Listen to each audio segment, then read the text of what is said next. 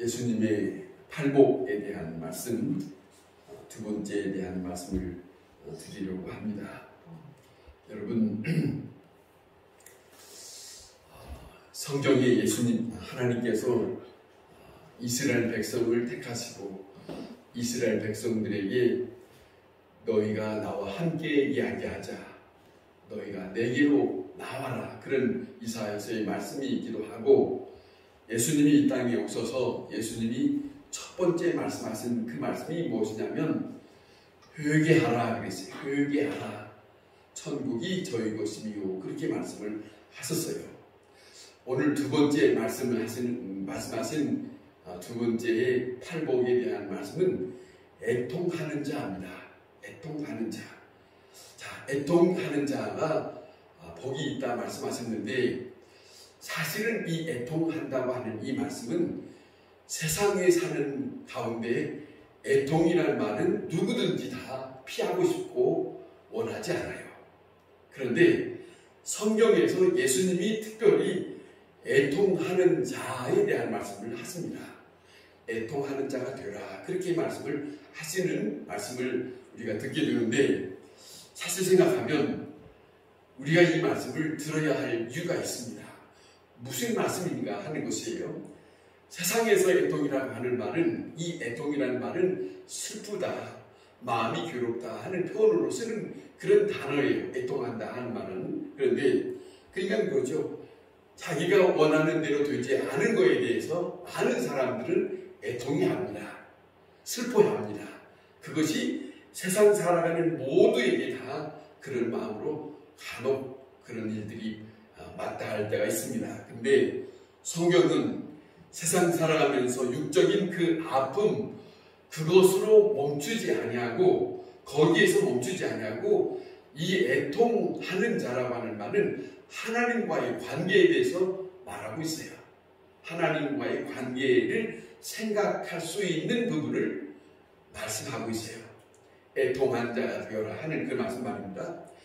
인간이 스스로 괴로워하는 것보다는, 인간에게 하나님께서 개입할 수 있는 길을 열어주어라 라고 하나님이 우리에게 요청하는 것이 애통하는 자가 되라 하는 뜻이에요. 우리가 생각하면 그 무슨 말인가 할 수 있겠지만은, 이런 심령이 없어서는 하나님은 우리에게 하나님으로부터 위로를 받을 수 있는 입장이 안 돼요. 그러니까 하나님의 입장에서는 내가 너희를 위로할 수 있는 그런 입장이 되도록 너희는 내게 왔으면 좋겠다 하는 그런 맥락이 있습니다. 그런 그 흐름이 있습니다. 주님께서 말씀하시는 이 애통은 그래서 육적인 것이 아니에요. 이 땅에서 살아가는 것에 대한 것이 아니라 이거는 영적인 거예요. 다시 말하면 하나님과 사람 사이에 소통할 수도 있기도 하고, 하나님이 사람에게 임재할 수 있는, 위로에 임재할 수 있는 그 길을 하나님은 사람에게 요구하고 있어요. 너희가 애통하는 심령이 되었으면 좋겠다 하는 이것을 하나님으로부터 위로가 줄 수 있도록 하기 위해서 하나님이 우리에게 요구하고 있어요. 요구. 왜? 복 주시려고. 이런 것이 있어요. 그러니까 사실은 이 말씀은 하나님의 사랑 속에서 우리에게 전해주는 말씀이에요. 그냥 하는 말이 아니라 하나님의 사랑 속에서 내가 너희에게 뭔가를 해주고 싶은데, 그러나 너희가 내게 이렇게 했으면 좋겠다는 사랑이 담겨. 그잖아요. 우리가 자녀들을 대할 때, 자녀들이 뭘 잘못했을 때 매를 들고 때릴 때는, 그 매를 들고 때릴 때 부모의 심정은 뭘 기대하느냐면, 이 자식이 맞으면서 내가 잘못했습니다 라고 하는 말을 듣고 싶은 거예요.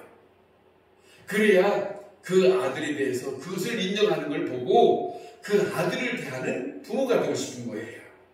꼭 그런 심정이에요. 이 내용이 바로 그런 심정인 것을 우리가 보게 되는데, 막혀있는 것을, 하나님과 우리 사이에 막혀있는 것이 뚫어지기를 원하시는 것이 애통하는 자라고 하는 말입니다. 그러니까 귀담아 들어야 할 필요가 있지요. 왜냐하면 하나님과 우리 사이에 막힌 것이 뚫려야 하나님으로부터 오는 하나님의 복을 힘입을 수 있어요. 그런데 그 부분을 사람이 자기 자신의 잘못된 죄과와 허물을 모든 것을 앓을 수 있는 것이 우리에게 요구하고 있어요. 그 심령이 되기를 바라시는 것이 애통하는 자가 되라 하는 그런 마음이에요. 이해가 됩니까? 사람들은 자기 슬픔에 빠져 있는데 그것은 세상에 속한 사람들이 생각하는 입장이지만은 그 위치에서 벗어나지를 못합니다. 사람이 슬프면, 사람이 괴로우면 거기에서 슬프고 괴롭고 이것에 빠져들면 오히려 여기에서 더 큰 함정에 빠지고 말아요. 헤어날 길이 없어요. 그런데 성경에서 우리에게 또 사도 바울이 고린도서에도 말하기를 그럽니다. 너희의 근심이 세상에 이르는 근심이 되지 말고 하나님께 이르는 근심이 되어라. 이런 교훈도 있어요. 그러니까 우리의 심정이, 괴로운 심정이 우리 내 자신에 머물러 있는 심령이 괴로움이 되지 말고 슬픈 자가 되지 말고 주님 앞에 내 괴로움과 아픔의 슬픈 자가 되어라 하는 거예요. 그것을 우리는 성경에서 우리에게 말씀하고 있어요. 성경에서 하나님의 말씀은 내가 너희를 도울 수 있도록 너희는 애통한 자가 되기를 바란다. 이거예요. 예수님이 그냥 애통한 자가 되라 하는 말씀은 아니에요. 세상 사람들이 이해할 수 없는 그런 부분이 아니라 모두에게 하나님이 사람마다 애통하는 사람마다 그잖아요. 성경이 그런 말씀이 있어요. 통회하는 자를 하여 하나님은 그들을 돕는답니다. 통회하는 거. 통회하는 자는 어떤 거예요? 자기 마음속에 괴로움이 있고 자기 마음속에 슬픔이 있고 자기 마음속에 죄로 인해서 아픈 심정을 고백하는 것이 통회예요. 다윗도 시편 51편에 그런 얘기에 통회하는 심령을 하나님은 찾아오셔서 그를 위로하세요. 다시 그를 건지시고 그를 다시 위로하고 다시 살리시는 하나님의 놀라운 사랑을 만날 수 있다. 이거예요. 그냥 애통한다고 하는 것은 아무 뜻이 없는 가운데 애통하는 자가 아니라 하나님의 깊은 사랑 속에서 너희가 애통하는 자가 되었으면 하는 그런 바람이 있다라고 하는 말씀으로 우리가 받아들이면 우리에게는 하나님의 그 사랑을 이해할 수 있을 것입니다. 성경에서 애통함이란 죄에 대한 문제를 다루고 있어요. 죄에 대한 문제를 그 죄를 알고 그 죄로 말미암아 내가 더 이상 괴로워하는 괴로워하지 말고 그 괴로움에서 하나님 앞에 자기의 슬픔, 이 죄 때문에 슬퍼하는 자가 되어라. 그런 거예요. 그런 내용이 있어요. 하나님과 소통을 못하고 있는 이 현실에서 탄식하는 자가 되어라. 이거예요. 그 모습을 우리는 이것을 하나님께서 원하시는데 이것이 바로 복음입니다. 사실은 로마서 7장에 사도 바울이 우리가 잘 가끔 들었던 말씀처럼 사도 바울이 이 죄과에 대해서 스스로 탄식하는 모습을 우리는 들을 수 있어요. 들어보면 그러잖아요. 오라 나는 곤고한 사람이로다. 이 사망의 몸에서 누가 나를 이 몸에서 건져낼 수 있으랴. 이것이 이 부분이에요. 이것이 애통하는 마음의 심정이에요. 자기의 위해서 그 고백하잖아요. 자신이 이 얼마나 비참한 인간인가. 이 죄과로 인해서 내가 얼마나 비참한 인간인가. 이 죽을 몸에서 나를 건져줄 누가 있느냐. 그 외침이 바로 애통하는 심령이다 이거예요. 애통하는 그 시간이다. 그 현실이다. 애통하는 탄식 소리다 이거예요. 하나님 앞에 그런 모습이 있어요. 사도 바울은 이 고백을 애통이 무엇인가를 우리에게 전해주고 있어요. 사실은 이 노마서는 노마에 한 번도 만나보지 못한 그들에게 전하는 편지인데 그들에게 자기 자신을 들어서 애통이 무엇인지 애통하는 자의 모습이 무엇인지를 자기 자신을 들어서 표현해주고 있어요. 일러주고 있어요. 얼마나 중요한 일인지 모릅니다. 자, 자기 자신의 슬픔에 잠겨 고통 속에 울부짖는 스스로의 모습. 쉬운 건 아니지만 스스로 다 드러내놓고 말하고 있어요. 그런 말이에요. 바울은 내 안에, 내 육신 안에 있는 선한 것이 있지 않습니다. 내 속에는 죄뿐입니다. 이걸 말하는 거예요. 이것이 애통하는 자의 모습이에요. 이것이 예수님은 죄가 없으시지만 십자가를 지시기 전에 예루살렘을 바라보시고 우셨다는 말씀을 성경에서 우리가 보고 있지 않습니까? 그는 뭐냐면 죄 가운데 있는 예루살렘이 40년 후에 멸망당할 것을 알고 있기 때문에 저들이 죄에 대해서 애통하는 자가 되었으면 좋겠는데 그 마음이 없어요. 그것에 대한 자기 자신이 아니지만 저 백성을 생각하면 너무 마음이 아파요. 너무 슬퍼요. 너무 괴로워요. 그래서 예루살렘을 향하여 우셨다고 복음서에서 전하고 있습니다. 자, 그겁니다. 자, 바울은 내가 원하는 것은 행하지 아니하고 도리어 미워하는 것을 행하는구나. 자, 보세요. 이 말씀을 그냥 듣고 스쳐 지나가지 말고 무슨 말씀이냐? 한 사람의 믿음의 사람이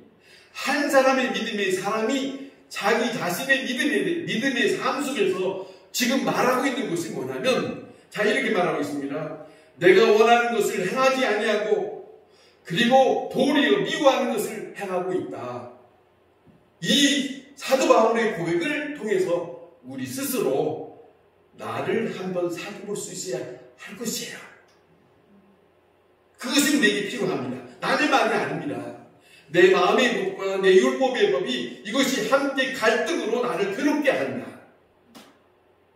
이것을 내가 어떻게 할 수 있는가? 이것을 아는 사람, 이것에 대해서 밀접하게 마음으로 느끼고 있는 사람에게만 가능해요. 죄에 대한 문제를 느낄 때, 내 자신이 어떤 사람인가 하는 것을 느낄 때, 그 죄가에 대해서 괴로워하면서 시간을 하나님 앞에, 하나님이여, 나는 이렇습니다. 이런 사람을 어떻게 하면 좋습니까? 나를 좀 도와주세요. 이러는 거죠. 그것을 아는 사람이 되라는 거죠. 기독교는 그냥 편안하게 지내는 게 아니에요. 하나님 앞에 내 속에서 드러나고 있는 그 모습이 나는 어떤 사람인가 하는 것을 진지하게 그 문제를 놓고 애통하는 자의 삶을 가지고 있는 사람이 그리스도인입니다. 그것이 없이 그냥 가짜로 그냥 복 있는 사람처럼 그렇게 사는 게 아니에요. 사실 생각하면 예수님은 3년 동안 복음을 전하면서 지내시는 말씀 속에는 정말로 예수님은 즐거웠다는 표현도 없어요. 웃었다는 표현도 없습니다. 오히려 저들에 대하여 안타까워하고 오히려 사람들에 대하여 마음 아파하고. 왜? 아니까. 죄로 말미암아서 어떤 일이 있을 거라는 걸 아시니까. 그냥 다시 말하면 그분의 말씀을 받는 사람, 그분을 따르는 그리스도인이라면 그 입장이 우리에게도 절절하게 죄를 살필 수 있는 사람으로 사는 애통하는 자의 시간이 우리는 끊임없이 놓쳐서는 안 된다. 왜? 애통하는 자가, 예수님이 괜히 말씀하시겠어요? 애통하는 자가 복이 있다. 괜히 말하는 거 아니죠. 이것이 필요하니까 말입니다. 로마서 8장 23절에 자, 이런 말합니다. 바울이 우리 곧 성령의 처음 익은 열매를 받은 우리까지도 속으로 탄식하며 그랬어요. 성령의 처음 익은 열매를 받은 우리까지도 내 속으로는 탄식한다는 거예요. 여러분, 이 바울이 믿음이 어떤 사람일 것 같아요? 어린아이 같은 믿음일 것 같아요? 우리와 같은 믿음일 것 같아요? 이분은 아무리 생각해도 우리보다 훨씬 나은 사람이에요. 그럼에도 불구하고 이분은 철저하게 자기 자신의 하나님과 자기 자신, 이 사람은 초보자가 아닙니다. 예수님을 만나고 사역을 하고 복음을 전하면서 철저히 자기 자신을 끊임없이 살펴보고 있어요. 그런 모습이 있어요. 성령의 처음 익은 열매를 받은 우리까지도 속으로 탄식하며 그럽니다. 양자들 곧 우리 몸을 온전히 속량해 주시기를 기다리나이다. 기다리고 있다. 내가 보세요. 속량하기를 기다리고 있다는 말은 아직 완성이 아니에요. 미완료예요. 그러니까 거기까지 이르기까지 내가 어떤 일로 변할 수 있을지 몰라요. 그러나 그런 일이 없이 탄식함으로 그때까지 기다리는 그 모습, 그리스도인이 가져야 할 마음이다. 그냥 이 땅에서 잘 살게 해주세요, 이거 아닙니다. 이 땅에서 잘 사는 복을 누리게, 그런 건 아닙니다. 정말로 그리스도인이란 어떤 사람인가? 고린도후서 5장에서도 이런 말합니다. 하늘에 있는 영원한 집이 우리에게 있는 줄 아노라. 참으로 우리가 여기 있어 탄식하며 하늘로부터 오는 우리 처소가 나를 덧입기를 간절히 사모하노라. 보세요. 잘 생각하면 이 바울이 생각하고 있습니다. 하늘에 있는 영원한 집이 우리에게 있는 줄 안다. 그러면서 하는 말입니다. 우리가 여기 있어서 탄식하며, 지금 여기 있어서 탄식한다는 말은 지금 세상에 사는 현실에서 탄식한다. 이 탄식이라는 말이 애통하는 심정이지요. 탄식하며 하늘로부터 오는 우리 처소를 덧입기를 간절히 사모한다. 그 처소에 들어가기까지 지금 이 현실에서 내 자신을 살피면서 언제든지 변할 수 있는 걸 아니까, 그렇지 않습니까? 언제든지 죄가로 빠질 수 있는 그것을 충분히 다 가지고 있으니까 그걸 알고 있어요. 그러니까 사도 바울이 내 속에는 죄뿐입니다. 또마서 7장이 내 속에는 죄뿐입니다. 이 사람을 하나님이여, 이 사람을 지금 내가 탄식하고 있으니 이거예요. 그런 모습이 이 사도 바울의 탄식하는 애통하는 심정이 끊어지지 않아요. 항상 믿음으로 애통하는 것, 심령이 가난한 데에서 따라오는 것이라는 것을 잊지 마세요. 지난 시간에 말씀드린 것처럼 심령이 가난한 것, 졸지 말고 여기 드세요. 눈 감으면 안 돼요. 저를 들으세요. 저는 귀하다고 너무 생각해봐야 된다고 해서 말씀을 전하는 거예요.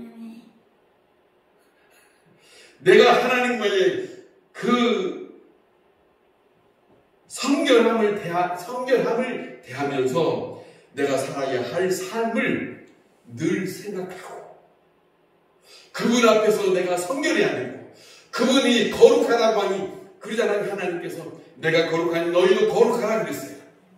그런데 우리가 살아가는 동안에 내가 하나님이 말씀하신 대로 나는 어떤 사람인가, 거룩한 사람인가, 흠이 없는 사람인가. 늘 사도 바울도 그런 말 했거든요. 흠이 없는 자로 보존되도록 끝까지 그 일을 지켜. 왜냐하면 이런 말을 하는 사람이기 때문에 그런 말을 할 수 있어요. 애통하는 심정이라야 보존할 수 있는 것이다. 믿음의 삶을 보존할 수 있는 것이다. 그렇기 때문에 애통하는 마음을 중단해서는 안 된다. 이거예요. 나는 나는 나 자신이 그 어떤 것도 할 수 없는 무능한 자, 정말로 아무것도 할 수 없는 그런 인간, 이것을 스스로 인정해야 합니다. 그러잖아요. 우리가 할 수 있는 건 아무것도 할 수 있는 건 없어요. 그렇지 않습니까? 내가 나의 영의 상태를 볼 때에 나는 정말로 하나님 앞에 애통할 수밖에 없는 사람이다. 그렇지 않습니까? 그걸 잊어서는 안 돼. 중요한 것은 자기의 삶을 점검하는 사람이라면 자기 죄 때문에 애통하는 마음이 늘 있어야 돼요. 생각해 보세요. 우리의 심령 속에 아니 오늘 하루를 지냈으니까, 아니 오늘 예배 드렸으니까 나는 괜찮은 사람인가, 거룩한 사람인가, 깨끗한 사람인가 한번 생각해 보세요. 가만히 생각해 보세요. 지난번도 말씀드렸지만 모든 일을 다 멈추고 조용히 잠자리에 잠들기 전에 잠자리에서 하루를 생각해 봐도 충분히 내 자신이 어떤 사람이었는가 그 시간이 필요합니다. 그 시간이. 그렇지 않습니까? 자, 모든 일을 잠깐 멈추고 내 삶을 가만히 훑어보면 나는 오늘 어떤 사람으로 행하였는가, 나는 어떤 말을 하였는가, 나만이 아니라 난 무심코 상대방에게 무슨 말을 했는가. 자, 보세요. 여기를 보세요. 자, 나는 다른 사람에게 어떤 행동을 했는가, 나는 내 자신이 다른 사람이 알지 못하는 내 속에는 어떤 마음이 있었는가. 이거 말입니다. 충분히 그 어떤 입장이든지 내 자신이 하나님 앞에 나는 애통할 시간을 가질 이유가 없어. 그거는 교만이에요. 교만이에요. 그 무언가 내 속에서 악으로 쫓고 있는 것들이 있을 것인데 그것을 타짜로 포장해서 좋은 것처럼 생각하면 그건 하나님 앞에 교만이지요. 그렇지 않습니까? 자, 만일에 이와 같은 자기 살품을 갖지 않는다면 주님이 복되다고 하시는 백성으로서 살고 싶은 사람의 모습이 아니에요. 아니에요. 다시 말하면 영적인 사람으로 살고자 하는 그 마음이 아니라는 거예요. 주님께서 가까이 오라고 하는데 그 가까이 갈 수 없는 사람이 되고 많아. 이거예요. 그냥 가는 게 아닙니다. 그냥 주님이 다가오는 게 아닙니다. 우리가 복음서에 매 수요일마다 간혹 보았던 게 있어요. 소리 지릅니다. 다윗의 자손이여라 소리 지릅니다. 나를 불쌍히 여겨주옵소서 소리 질렀어요. 아무 소리 없는데 예수님이 가까이 간다? 그런 일 없어요. 그들에게 그 입장에서는 애통하는 순간에 소리 지르는 거예요. 나를 불쌍히 여기소서 나를 좀 살펴주세요. 도움을 청하는 거예요. 그들의 복음서에 그들의 괴로움에 그들의 애통하는 심정을 그 소리를 들으시고 예수님은 그들의 가까이 가셨어요. 그 모습 말입니다. 다시 말하면 여러분 이제라도 내 속에 있는 이런 일들을 살피면서 애통한다면 주님을 향한 신령으로 믿는 사람의 모습일 거예요. 말입니다. 그렇죠? 그거예요. 다시 말하면 자기 자신의 그런데 말입니다. 우리가 살필 것이 있어요. 이 몇 가지가 있습니다. 나 자신에게만 있는 건 아니에요. 나 자신을 심령을 살펴보는 것도 있지만 또 그 악에서 애통할 뿐만 아니라 다른 사람의 죄 때문에 애통할 수 있는 심령이 기독교인입니다.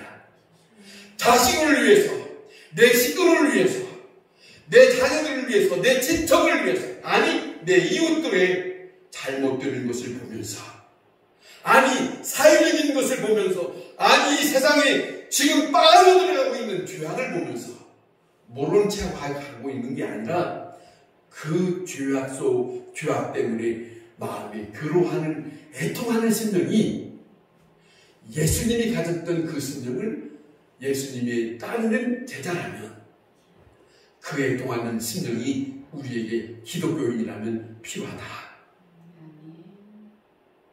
그거예요. 그것이라는 거예요.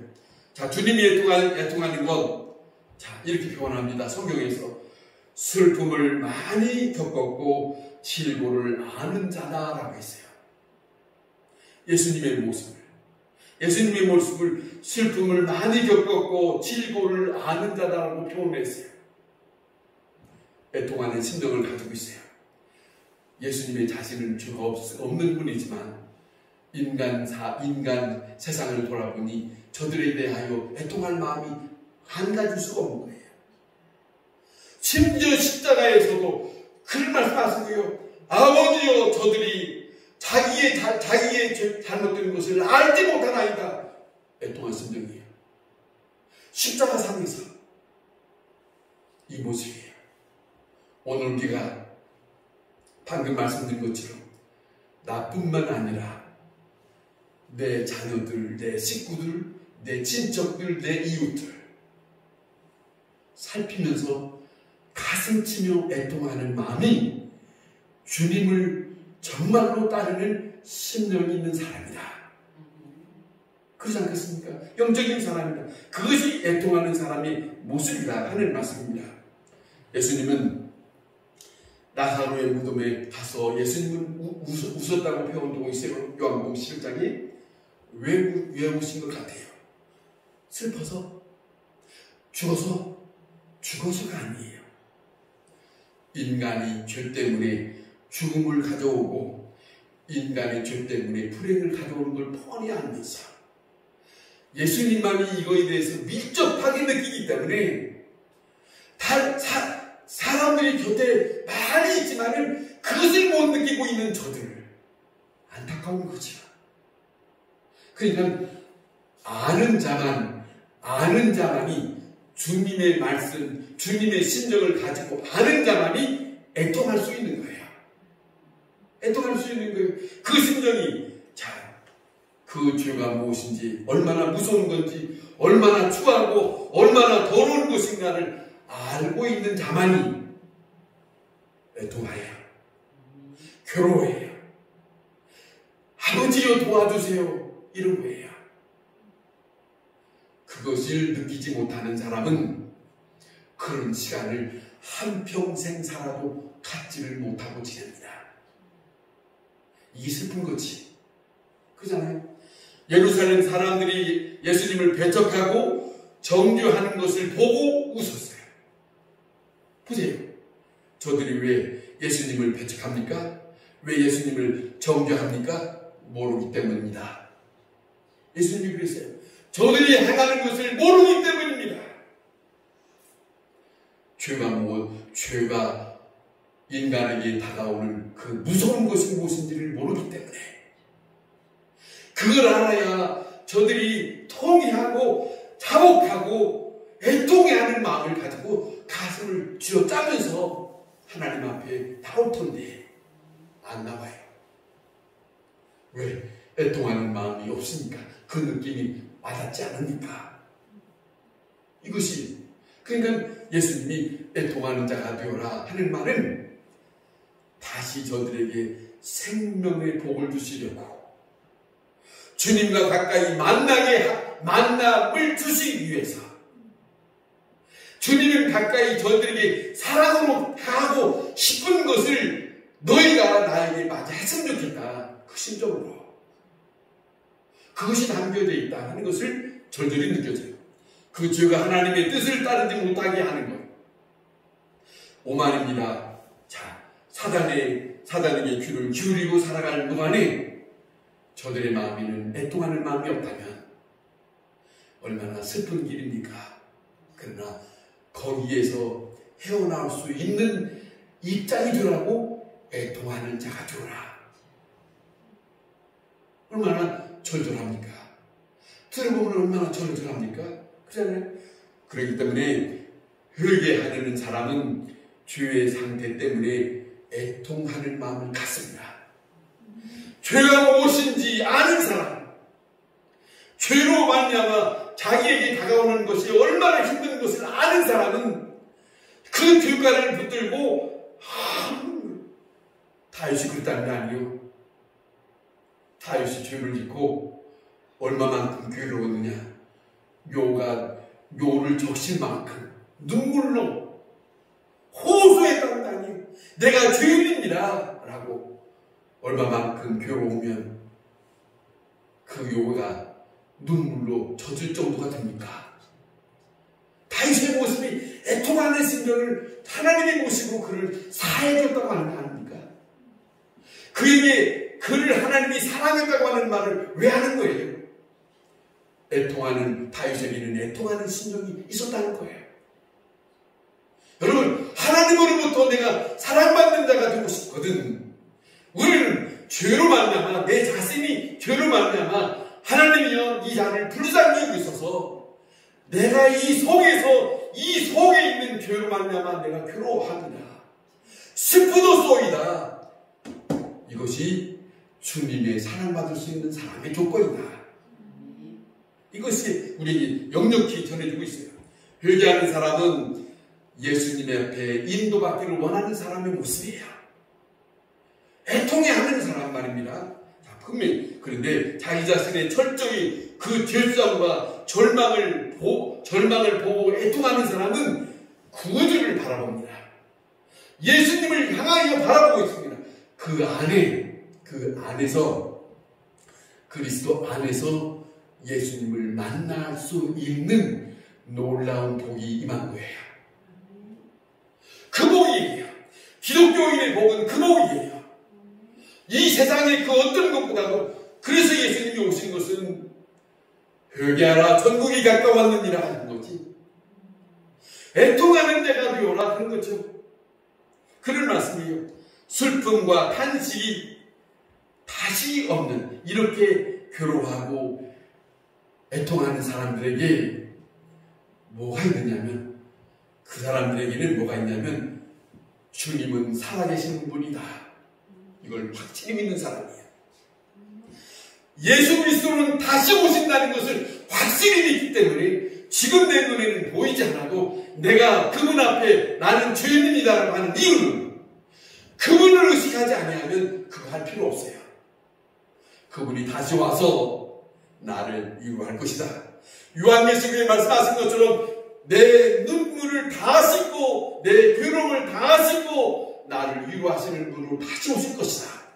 이걸 믿는 사람, 그것을 확실히 믿는 사람에게는 애통하는 자가 된다. 애통하는 것이 무엇인지를 알아요. 애통하는 사람이 복이 있다는 것을 알아요. 그것이 주님 앞에 간 길이라는 것을 알아요. 이것만이 주님을 만날 수 있는 것이다. 주님의 큰 위로를 받을 수 있는 사람이다. 여러분, 정말로 우리가 슬픔과 탄식이 다시 없다고 요한계시록에 우리에게 말씀하잖아요.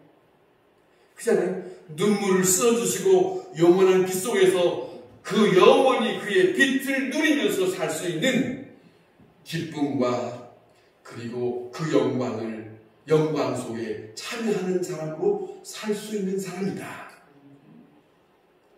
성경에는 사도 바울도 말하지만은 주님과 함께 믿는 가운데 자기 속에 엄청난 힘든 고난을 참여하는 사람, 그걸 생각합니다. 그 생각이에요. 그러니까 이 세상의 어떤 것과 타협하지 않아요. 왜냐하면 이 세상의 그 어떤 것과 타협해서 얻을 수 있는 영광이 아니라 주님 앞에서 내가 어떤 사람으로 살아야 하는 것을 아는 사람이기 때문에 지금 이 현실에 세상에서 당하는 모든 일들이 이것에서 내가 잘 감당하고 승리해야 영원한 주님과 함께 만날 수 있는, 거기에 참여할 수 있는 사람이 된다. 이렇게 마음을 두고 살아갑니다. 기도하겠습니다.